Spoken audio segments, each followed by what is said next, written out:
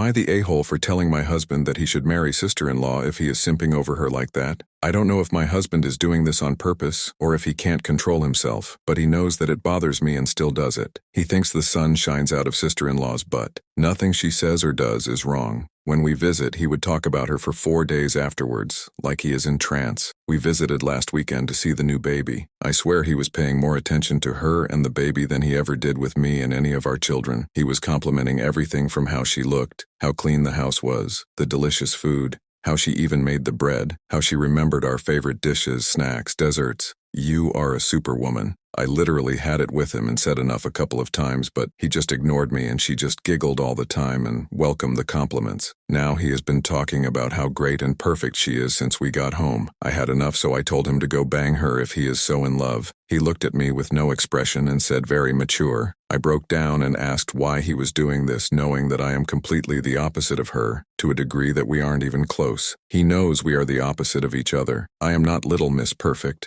I don't clean the windows while my infant is sleeping. I don't cook and clean when I have just given birth, and I sure can't lose my baby weight in 3 weeks. Why is he so insensitive to my feelings? Even if it is true and I am just jealous and my jealousy is unfounded, isn't me being hurt and uncomfortable enough for someone who's supposed to love me to just stop?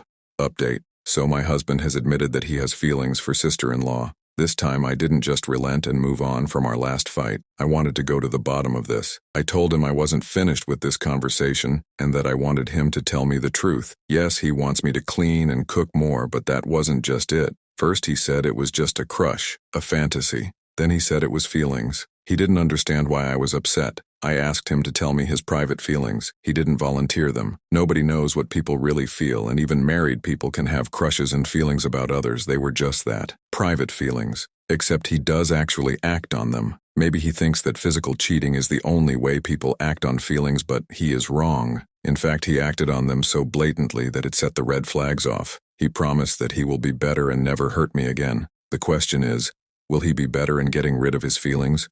Or learn how to hide them better next time? And what difference does it make to me? If he is respectful and loving on the outside, do I have a right to control his inside too? How do we know where our boundaries end and theirs start? How do I move on?